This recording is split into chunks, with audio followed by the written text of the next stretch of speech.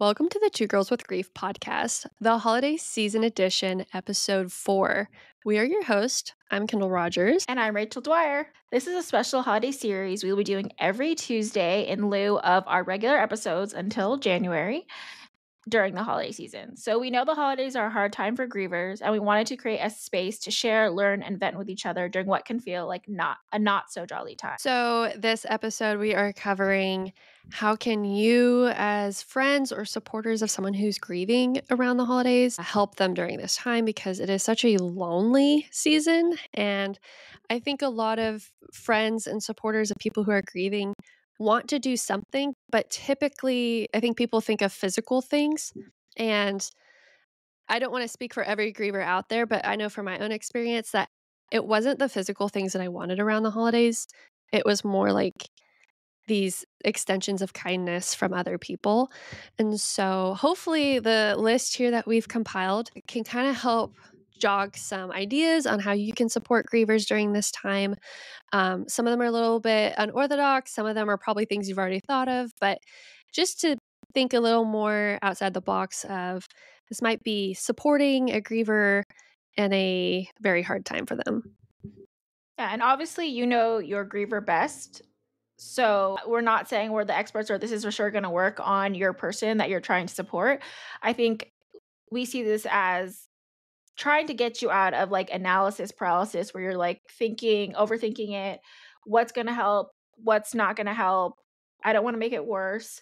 And I think a lot of the times it's just the very basis of like that you're trying and you're actually stepping up and you're walking through the uncomfortable parts of it, because it can be very uncomfortable watching your friends be sad. It can be very uncomfortable that maybe you tried something that didn't work. Like there's uncomfortable moments. It's not going to be perfect, but we're hoping by just starting this conversation or dedicating an episode for it that this might help somebody specifically around the holidays and things that maybe we wish people would have tried for us. So that's kind of the basis of this. But you always know your person best. So I think the first thing is really just to allow the person to either hate or love the holidays or feel indifferent about the holidays.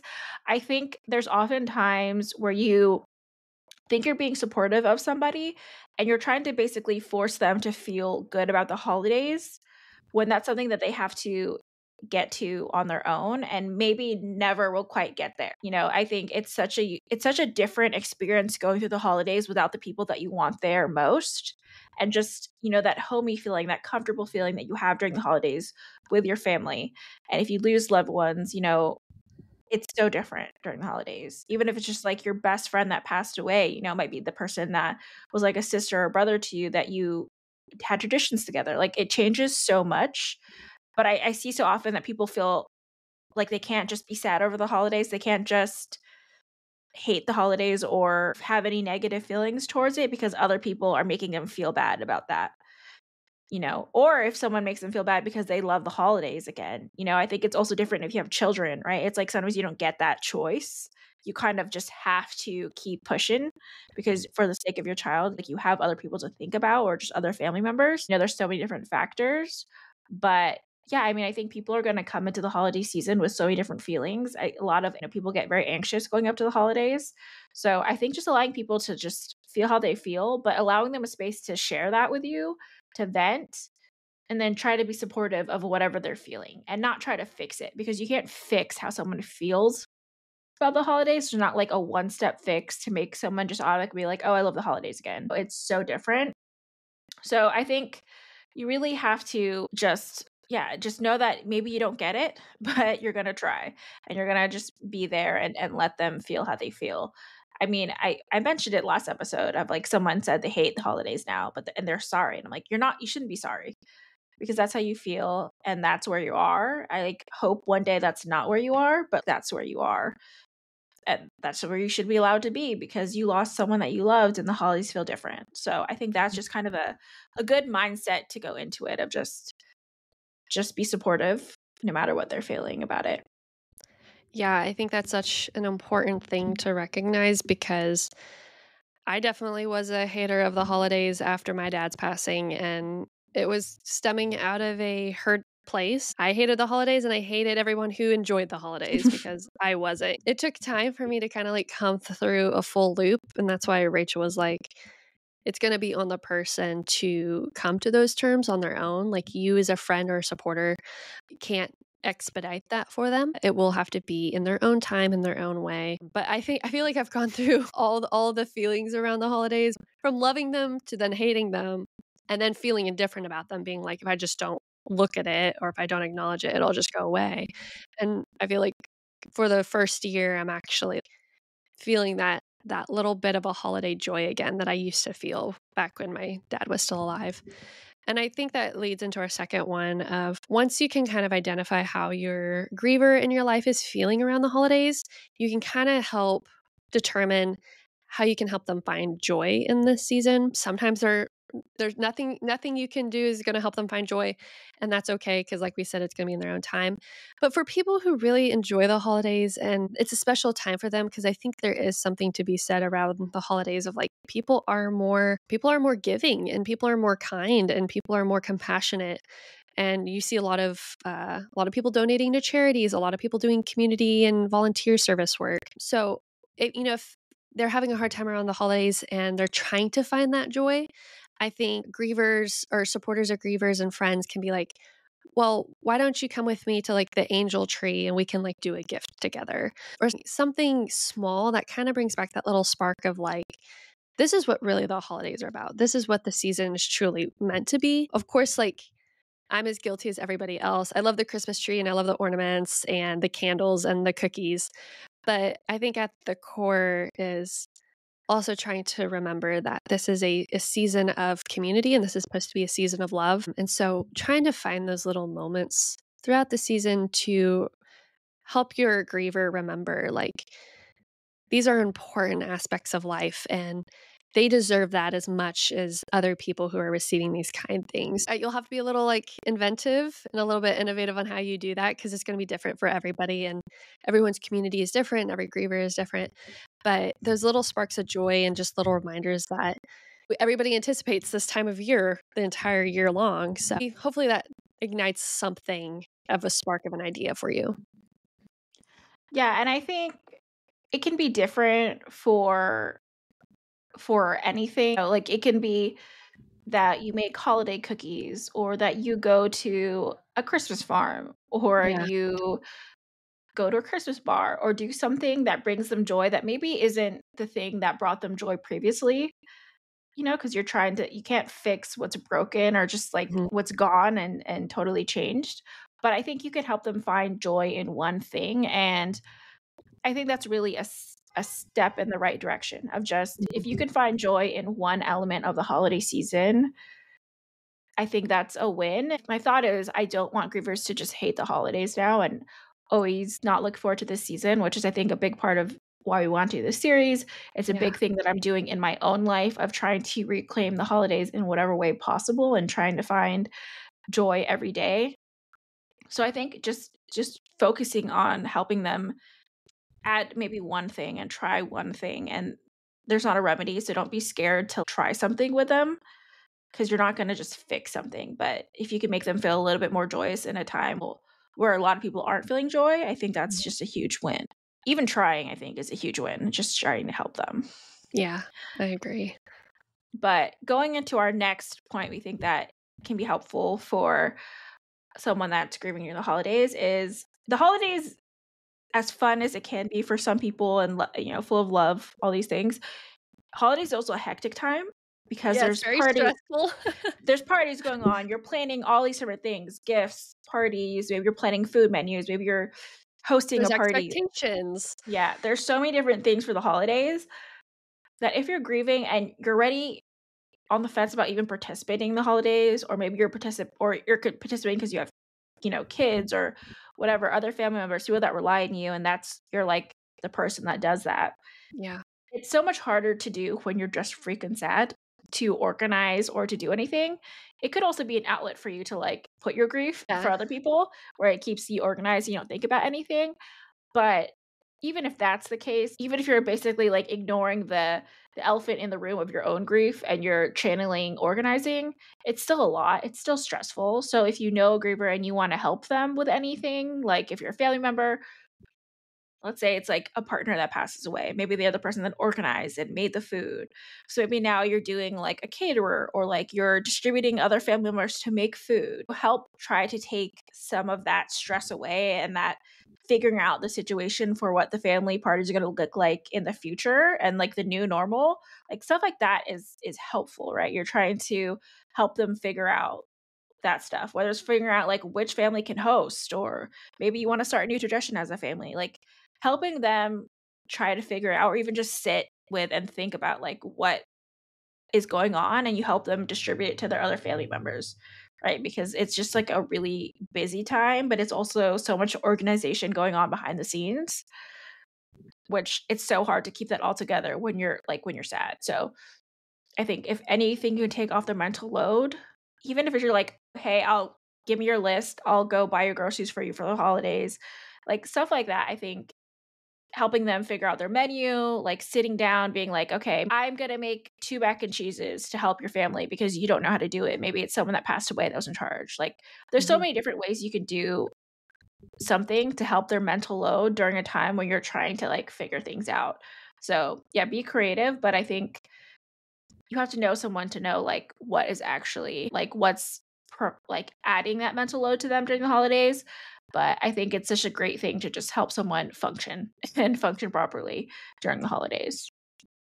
Yeah, and I think food is, like, such a comfort to people and such a signifier of, like, it's almost like an act of love to cook for people. For me, that's how I see it, at least. So I love, like, what you mentioned about that, as well as other things that can be done around food, because, I mean, if anything, one reason people do love the holidays is it's good food time, right? So, if it's someone who has lost somebody recently, I remember, like, I would forget to eat when I was grieving, and just to know, like, I had a gift card to places that I could get on, like, Uber or something, that was just, like, nice to know that it was easy and accessible, that somebody thought, "Oh, you might not be eating." Me being younger, it wasn't a lot of the people bring over, like, food for me to keep in my fridge. I wish, but I think just as a younger age, and just my life was more transient, that wasn't really a possibility for my support group to do, but they did come through with, like, gift cards, and did I use those up? I because I just didn't have the capacity to cook. Another thing is, like, same thing Rachel said about getting groceries for the holiday meal, but even if, like, they're not in that holiday prep mode, I think just having food in the fridge is something to say, like, I wanna make sure you're eating, you need to be taking care of yourself, especially in this time more than ever. When I had moved recently, a neighbor had brought over a dish, and it was something her mom had made, and she had passed away, but it was something she has been making ever since, and she had brought it over to me. And I just thought, what a beautiful way to honor your loved one. I think back to the story you told about the sweet sticky rice that you made in honor of, like, your mom at the funeral, and, like, what a beautiful way to, like, honor your grief and your loved one when you know someone else is grieving, and say, like, "Hey, I know this is a hard time, but here's a dish that my person used to make, and I'm sharing this with you as, like, this sign of love and as this sign of, like, trying to take care of you during a hard time." I think the holidays is a beautiful time to do that. Yeah. So it's, I think, even just something sweet, you know, an older person in your neighborhood or in your community, and they're having a difficult time with just the grief and the holidays, to drop off something and say, "Hey, this is something that meant a lot to me. I hope it can make," like, just bring a smile to your face, you know? Who doesn't love a little present, right? Yeah. I also think to add to that is depending on who you lost, there could also be a financial burden For or sure. financial loss. So if you are in a place to help somebody, like filling their fridge for the holidays or Yeah. even maybe connecting them to like a food bank or handling that for them is also, I think, an amazing thing because, yeah, you never know. Like, funerals are expensive, people passing away are expensive. And if it's someone that provided income or provided the sole provider income, like, I'm Mhm. sure the holidays are so stressful for so many different reasons. So, even if you're not in a position to help them, maybe try to find the resources of places like that can, like whether it's churches or nonprofits or whatever. There's a lot of services that provide gifts for children during the holidays, like help them out in any way that you can. If it's Mhm. not financially a place that you can do that, there's other ways that you can help them maybe try to figure that out where like they have kids or something and can't afford it, that you're helping them still have a Christmas not feel so completely different than it did before.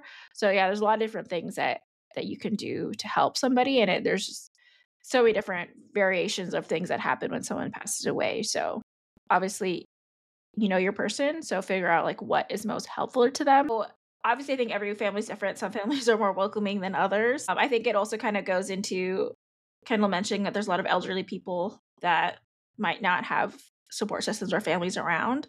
So I definitely think if you are a family that is welcoming, that is like a kind thing to do. I've seen so many nice stories of people doing that.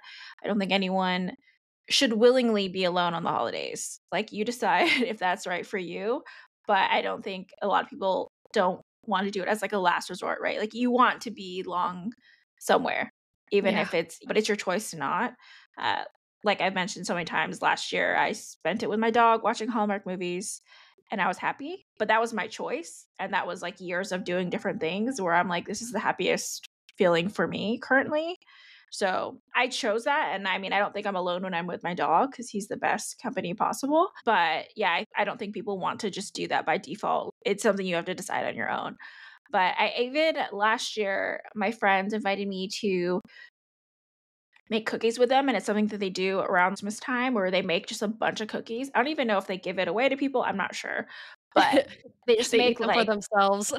yeah, I don't even know where they all go, but they make, like, I don't know, 5 to 10 different types of cookies. And so I brought over, like, one, like, I already made the cookies, and then I just froze it and brought the dough, but they made so many different types of cookies, and it was just a fun thing that I know that they do every year, but they invited me, and they invited Jameson, which is my dog, and Aw.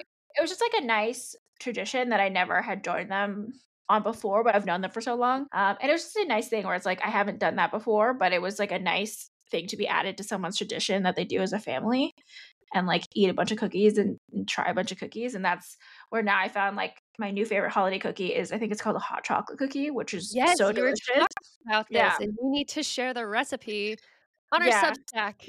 Yeah. And so once I try it and successfully do it again, but yeah, it's just something like I was like, "Oh, that's an amazing cookie," but it wasn't something I've done before, but it's nice to kind of add these little things of joy and friendship during the holidays. So, yeah, if you have something that you think like, "Hey, they might wanna join," invite them. You know, I think company sometimes is the best solution to any of this holiday sadness. Yeah, I agree, and I think for grievers who are just so lonely and kinda scared, scared, because if you've lost somebody close and you spent the holidays with them and you don't have that anymore, you're like, "What do I do? Am I by myself?" So, yeah, I think if there is capacity to invite people over on whatever, if it's Christmas Day or Thanksgiving or whatever holiday that you're doing, I even think, like, if the family is open to have that new experience, and like we've mentioned in the past podcasts, like, offering the person the chance to say no still means a lot to the griever. They might not be ready to try it, but let them say no on their own accord rather than you just assuming they don't wanna partake in this stuff because it would make them sad. Like, I think a griever knows signing up for something, uh, or attending something like a holiday tradition, and there's gonna be a pang of sadness there. There always will be. This whole season is just riddled with it, but also the opportunity to find that joy and to find that excitement again in the season, because your griever might surprise you and be like, "Yeah, I would love that. I've been super scared to be alone on the holidays." Another thing I think, along with this, I think it's very adjacent to the holiday tradition things, but just different festivities that a griever could look forward to. That might be like driving around looking at Christmas lights, where you don't need to take the whole family. It doesn't need to be a whole family ordeal. It could just be like your friend has lost somebody and they're just feeling super isolated and alone. And you're like, hey, let's go look at Christmas lights. Or hey, let's go make gingerbread houses. Or even if they're like not wanting to leave the house and be like, okay, let's just watch Christmas movies. Like, I think those little simple things still mean so much to a griever and that you're thinking about them because a griever during the holidays thinks, with everything going on, no one has remembered that I've lost somebody, or that no, the world's not remembering the person I lost and the impact they left. And I think just those tiny little things to invite that person to be like, this little like Christmas lights is such a sweet little thing for them to be like, yeah, that's actually really nice and really supportive. Or if not, if it's just Christmas movie, that's really great because they feel remembered and they feel seen. And I think also just as an asterisk on the whole thing, be prepared for the tears, be prepared for a lot of emotional talks. A griever might wanna talk about it, a griever might not even wanna mention that they've lost somebody. Kinda just depends on each person and that relationship and the loss. There's so much that goes into it. Rachel and I who've experienced grief, Rachel who's experienced a lot of loss, and each one is very different. So there isn't a prescriptive measure, there isn't a magic bullet that we can tell you on how your griever is going to react. It's just going to take a little bit more forthcoming and I think some communication on your end to talk with your griever to see if they do want to talk about the loss or not. Um, because once I clearly we started a podcast, but once I get started talking about loss and grief, I want to talk about my dad. I really do. I loved him so much and I don't want him to be forgotten. But I know a lot of people who, in my life who have lost people and they don't want to because they don't want to cry, they don't want to feel embarrassed, they don't want to feel like an emotional burden. I think just even opening that space up for that person to take the bait or not means a lot. Just I think even creating that space for that person to talk is a huge thing. There's also so many different holiday festivities and things, like, I always see videos of people going around San Francisco of all these different, like, beautiful streets of decorations and all this stuff that I never go to, so this year I actually want to go to Oh, and check good. them out because I never do it. I'm like, it's in my city and other people are posting about something that I don't even bother to do in my own city. So I think that's crazy. So it's something that I'm gonna try to do is like add more holiday traditions to the calendar and Yeah. really lean into it this And year. a hot tip, if you end up wanting to look at Christmas lights, go to the rich neighborhoods because they have the best lights. They They have do. freaking shows with their lights, so go Yeah. somewhere Goo that'll be an amazement. Google is your friend. I'm sure you can find out what the best neighborhoods are for any of those things or check TikTok because that's where I saw a lot of stuff. Another thing which I think would be a nice just kind of helping somebody, and I think one, if you lost someone, especially right around the holidays, like there could be a lot of things to organize or clutter, or you might just be in a really sad place where you're not cleaning after yourself.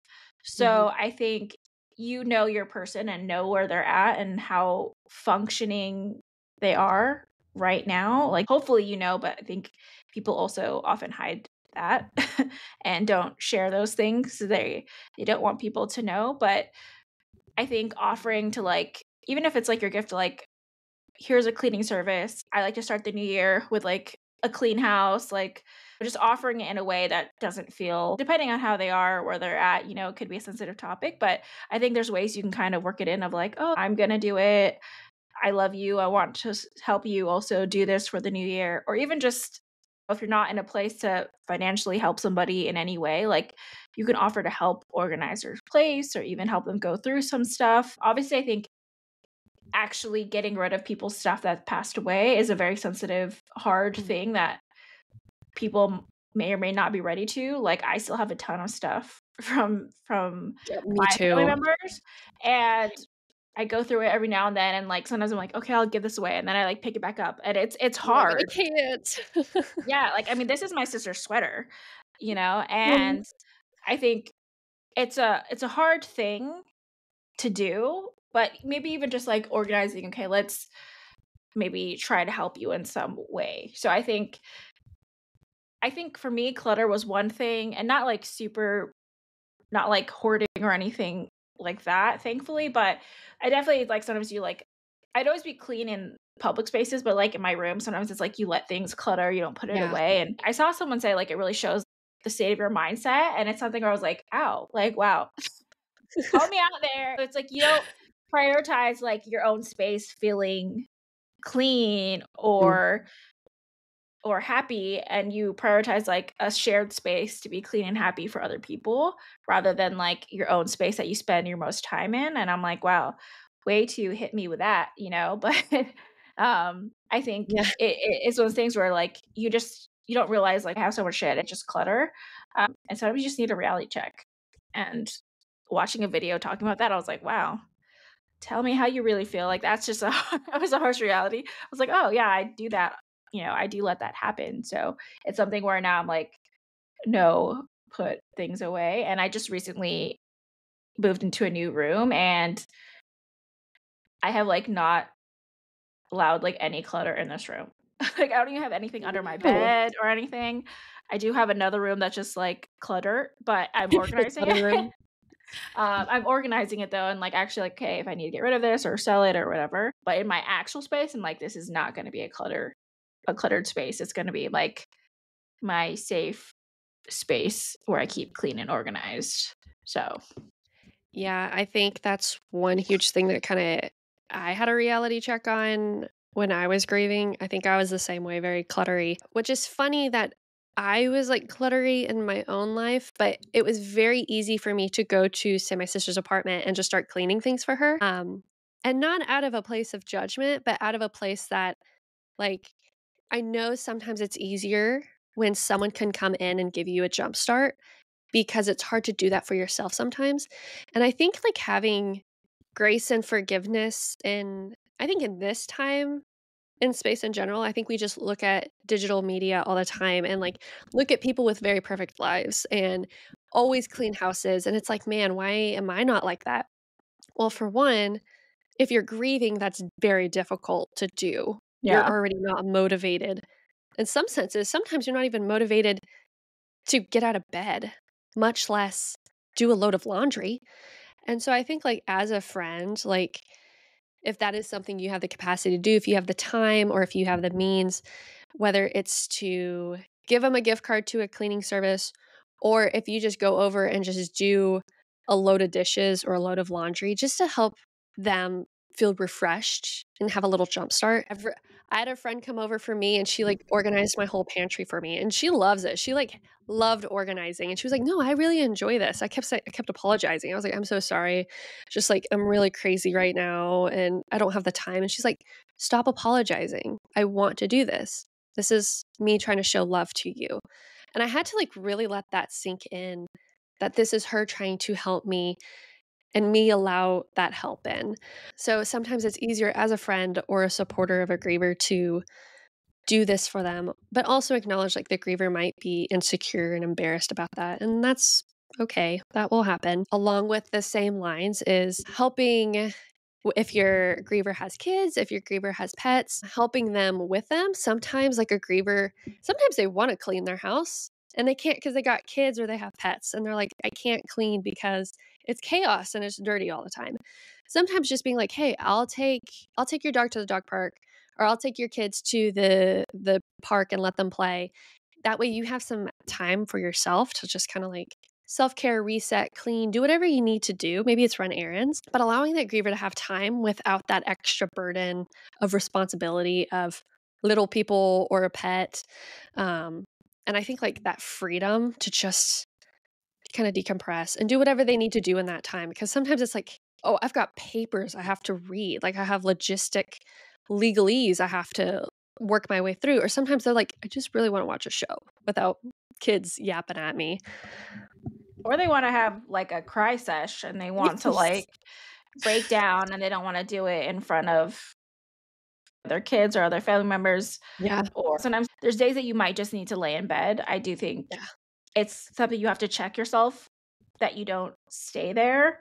Mhm. I think that's such an easy place to just, like, resign yourself in the world and just stay in your bed in your darkness. I think that's where pets can be a good thing, that you're forced to take care of yourself. Dogs need walking, cats, whatever animals, they need to be fed and taken care of. But sometimes it's like you might need that day where you just don't have any responsibilities and you just need to break down. I think that's where it can be really helpful. But yeah, I think it is a time where it's just sometimes you just don't want to think about anyone else but yourself, but you have a ton of responsibilities. That's like impossible to do. So I think just know your person and know what might be helpful to them. One thing that I do think is super helpful, which I sound might sound bougie, but like I do believe that we carry like tension and grief and Oh my god, sadness yeah. in our bodies, in which I think massages or spas like just help decompress and take off a lot of stress. And I think people often discount them as just like that's a bougie thing to do, but I do believe that you hold so much of that in your body that Yeah, sometimes you just need that to just help you release some of that from your body, like almost like detox it from your body. I know there's like more intense massages that are meant to like help you do that specifically, but I think regular massages like help do that for me. Like when I'm really stressed, sometimes I just need to like book a massage yeah. and relax and just be like, I just need some of this tension out of my body. And I feel like I've definitely held on to so much for so long that it is a good helper. So like if you're in a place to help someone do that or even contribute or like a group gift or something, I think that is super helpful for someone. Obviously, know the person. Some people don't like massages, but I think that's something that like a group gift, a group effort, or if you're in a space to do that for somebody, I think it's a really nice thing. And yeah, I will celebrate the day that I am gifted. I am gifted massage. So, but yeah, I mean, I love them. Like sometimes I just need to get away and do massage, and it's honestly the best thing for like I love it as one of the things that brings me peace and just I feel like for me it really does help kind of remove some of the sadness in my body. Yeah, and, like, give you a reset and a recharge, and if your person's not a spa or massage person, but they're a little woo-woo and they wanna do like a Reiki session to align their chakras, that might be something else. If Mhm. they want to speak with a medium because they're in a place where they want to talk with their loved one in the great unknown, that's another thing to consider. Obviously, you know your griever the Yeah. best, but other ideas on how to help them and if they are open to those suggestions, it might be really helpful and something they need, but um yeah, just those literally popped up in my head when you were talking of like, oh, these different things of kind of like getting your body back in check because your body changes so much when you're Yeah. grieving. It's so weird and nobody talks about it, but I'm talking about it and we're going to keep talking about it because it is true. I got gray hairs when I lost my dad, I like wrinkles came in with a vengeance. Like it is true. Like the way like grief changes your body is really crazy. Well, I ate my grief feelings, so that was Love that. I did love it. It I was almost too starved myself to death, so yeah. Yeah, I mean, I don't wanna encourage any behavior whatsoever, but I'm like, I hear some people went the other direction, and, like, I did for a day or so, but I definitely leaned on food for Mhm. sure, and that definitely didn't help my mental state whatsoever, that I ate my Ah, feelings and none of my clothes fit, so I wouldn't recommend it, not that I recommend starving yourself, but I feel like often when you don't eat when you're sad or, like, grieving, it's not necessarily that you don't want to. You might just it's just not something you focus on, right? Because 'Cause you're so sad and you're, like, just trying to function. Food isn't a priority. So I feel like that's easier to almost bounce back from in a sense versus, like, then you're, "Oh, wow, I gained all this weight," after, and you're like, "Now I have to lose it and, like, regain the habits that I just, like, threw to the side because I was sad and thought that I deserved every sweet treat to exist in this land on Earth." So, and we have a societal stigma of our society not being very accepting of people who are bigger, and that's yeah, a real downside of this which society makes that it we live harder. in. It Yeah. is. It makes it harder, and it can be very cruel, and the media doesn't help with that. The media glorifies guised as wellness, but skinniness, and it was weird for people to say when they saw me a couple months after and say that I looked good, and I was like, "I don't feel good." Like, I feel tired and I feel withered. Felt like I was withering away, but it's weird that the response is so drastically different and that people do glorify, the skinniness, and you could look like a skeleton and they'll be like, "Wow, you look good. Like, what are you on?" And Yeah. it Versus is an awful stigma. yeah, versus me where I feel like I just, like, doubled in size And it's the during winter, the and that's human to want to do that. yeah. So, I mean, yeah, I think it was not a great time for me. Definitely an interesting thing for sure. Bad habits that you pick up with Yeah, grief.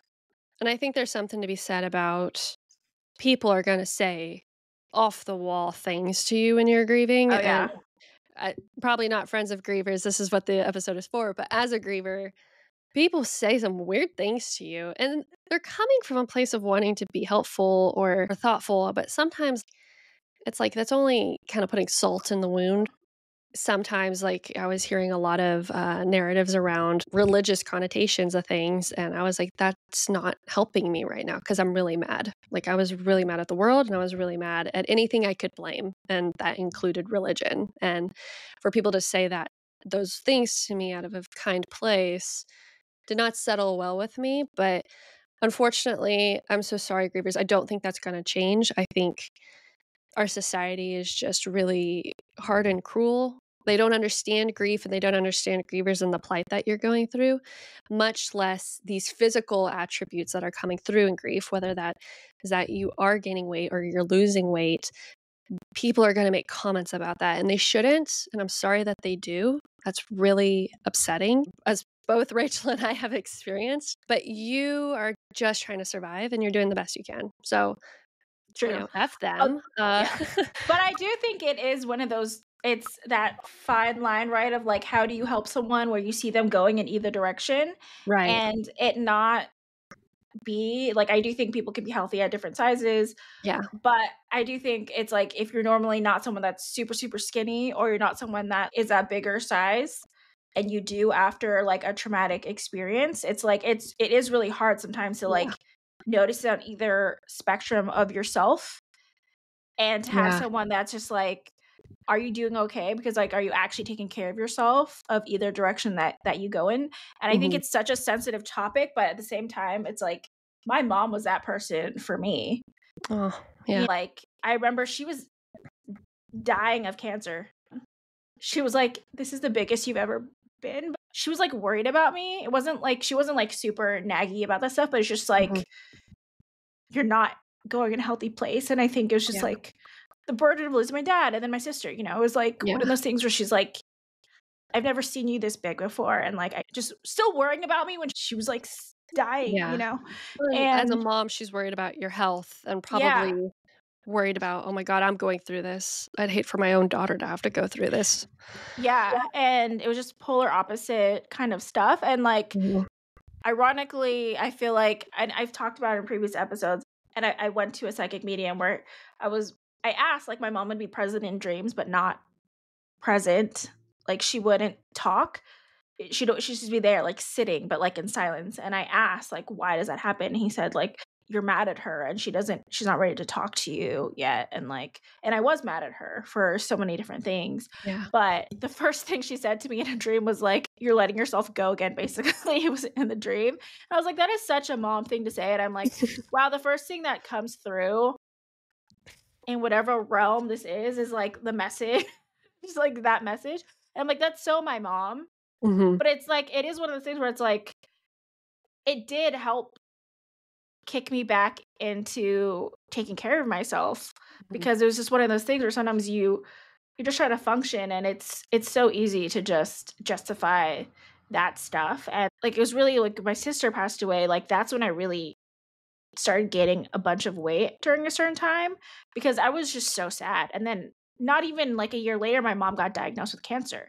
So it's Yeah. like I was eating anything, like Yeah. who cares? Like I didn't really care about anything. Right. And sometimes you just need someone that will stop you from doing sometimes irreparable, damage to your body. Mhm. And it could be food, it could be, alcohol, Drugs. drugs, whatever. There's so many different routes you could take. And it's just a hard thing with grief. It affects you in so many different ways.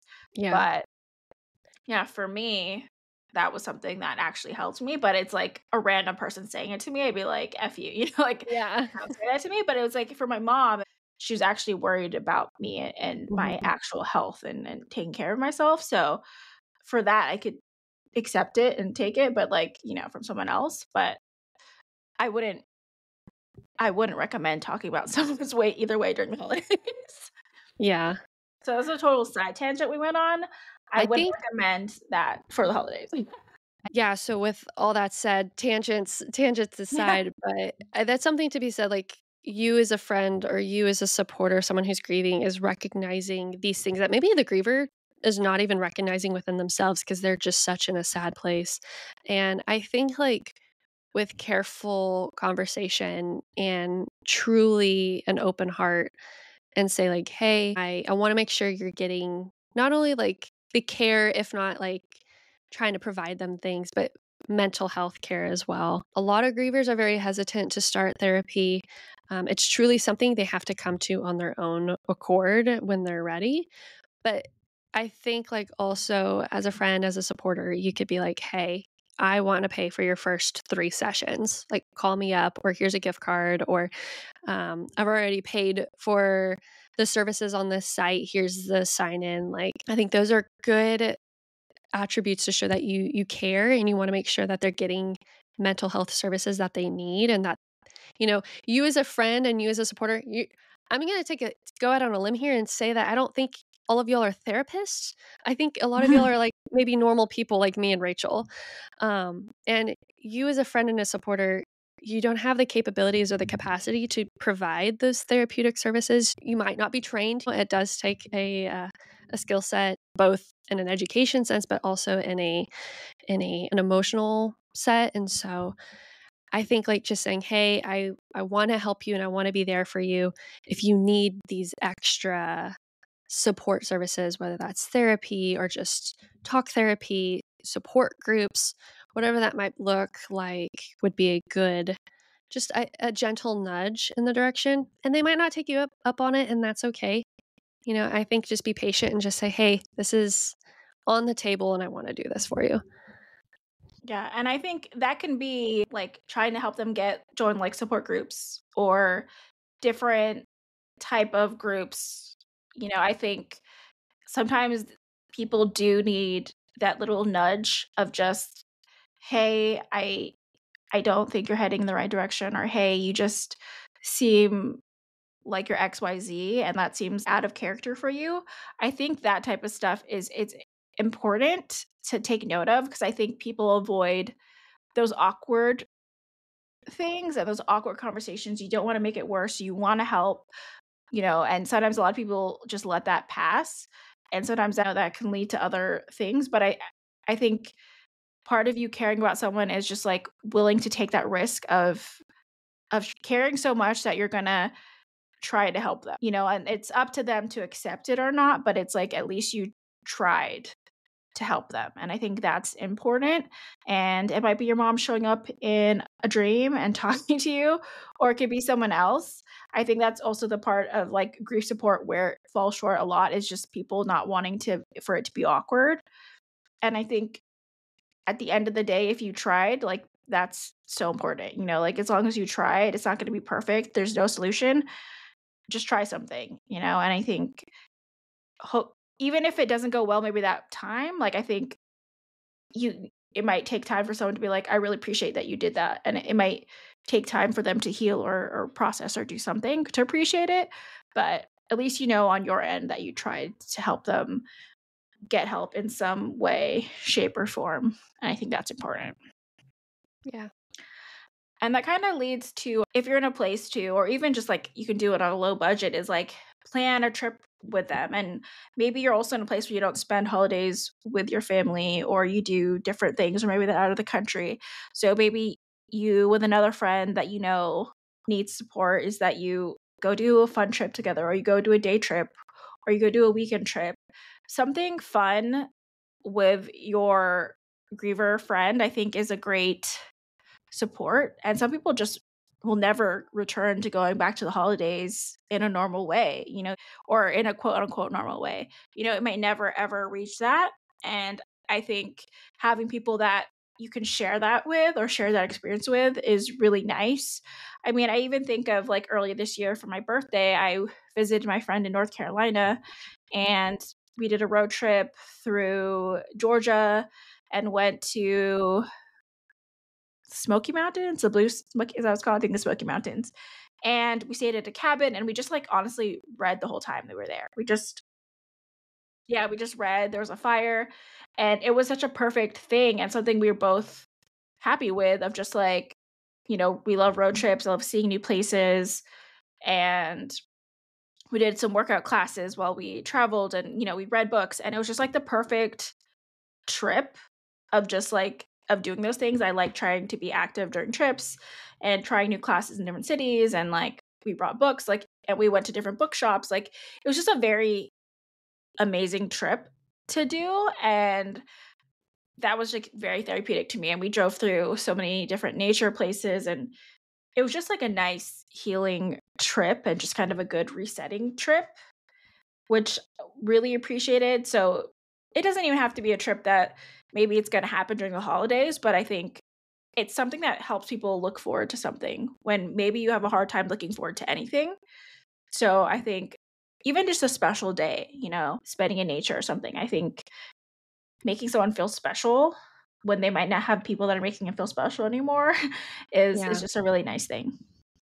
Yeah, and I think, like, exactly what you said, even if it's not during the holiday season, because obviously it's busy, but if it's later on in the year, but you're like, "Hey, my gift to you this year is that I'm gonna plan a trip for us," in March, in June, we are going somewhere, so be ready, and it kinda gives, like, a griever something to look forward to that's outside of their little grief bubble that they're living in. I think, like, same thing. It was one of those things where I think the first big trip I went on, weirdly, I think it's because I was out of like my space where I was grieving. I was out of my routine when I began to finally feel normal because I was like doing something different and exciting. So Yeah. hopefully, these ideas were helpful, and if you have your own ideas, we wanna hear them, so be sure to comment on our social media pages, or you can email us, but we wanna hear what your recommendations are and keep growing this list, contributing ideas so we can help grievers across the board. It's very hard to support grievers if you don't know what to anticipate, so hopefully these are just some ideas you can take away. We also have a little gift guide. So if you are a friend of a griever or a supporter of a griever, we have a gift guide that can help you identify what to buy grievers. Because although everything we talked about is kind of like acts of service and acts of love, things that you can pay for, things that you can do for free. Obviously, it's weird to be like, what do you buy somebody when they lost like such an important person? Like everything just seems so menial in comparison. And yeah, I as a griever, I was like not into the physical things anymore. I was much more in an emotional state. But we have a list, we're going to put it on our Substack of all these different items that if you're looking for something to buy for a griever, they're very thoughtful and they're very intentional to support grievers and just a little token to be like, hey, I'm thinking of you. If you can't do that, the actions or the services that we mentioned in this podcast episode, then the little gift idea is great to just be like, hey, thinking of you. I know this is a hard time. Yeah. Also, I just want to send a reminder that if you know someone that you care about, something that I think is really nice to do is actually listen to them and make note of things that excite them or bring them joy Mhm. or just like, oh, I need this thing, and I think it's so nice when people remember stuff about what you actually need. Because like our gift guide is like cozy stuff or just happy things or things that we recommend. I think Mhm. there's also just this whole other realm of things that you get someone that doesn't have to be pricey, but just is like, you've been talking about needing a cutting board or something, and I got you this cutting board, or like, Yeah. there's things that you can do for someone, and they're like, it could be like, I've been really craving like a hot chocolate night or something, and it's like you come over with hot chocolate and do a cozy night with them and watch movies. I think there's so many different ways that you can just be thoughtful without spending a ton of money. So I think that's important to just to think about that. But yeah, I mean, I personally love when people remember stuff that I say, and just because the people that did it are no longer here, and I think Yeah. it's something I do for other people. So for me, I think that's such a nice thing to do is just remember what people say. Like, Yeah. think about it and be mindful of that. I think that's a really sweet thing to do. Even if it was 6 months ago and you keep a Yeah, note in your phone and you're like, "Oh, they really mentioned that they wanted this thing," and you have this list, then by Christmas time, you have a whole list of things that you can get for them. So, if you are looking for resources for your grievers, we'll include some in the show notes below. And if you have stayed tuned on our podcast, you know that we have a book club on Mondays, and we do an episode around different books around grief that are sweet or funny or sad. So you can listen there, or you can follow us on Fable, an app that is about books, and you can join in on the conversation there. You can also follow us on Instagram, TikTok, YouTube at Two Girls with Grief Pod. And you can subscribe to our Substack because that's where we're going to put the gift guide. So you can get a cheat sheet of things that you can get a Griever. So why would you not do that?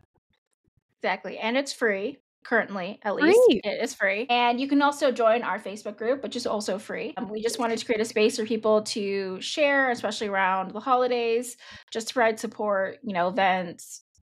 I think it's just that sometimes I think there can be okay. Also join our Facebook group, which is also free. I think we wanted to create a space where people could just vent, share, connect. I think the holidays can be a really hard time for people, so we wanted to create a space for people to easily connect. We've been commenting with so many people like in the comments on our socials and via email, and we just thought it was a great place to just connect there all together. You can also email us at twogirlswithgrief@gmail.com. We appreciate all the messages that we receive. If you have questions, if things you want to talk about, you want links to anything that we discussed, you can email us there. Also, if you have appreciated our podcast in any way, if you could please subscribe, rate, share our podcast. We really appreciate everyone that already has. It really helps our podcast and get more people to hear our griefy stories. So we appreciate everyone that's been listening in so far. Yeah, well, that's a wrap. We will see y'all next week. Yes. Bye.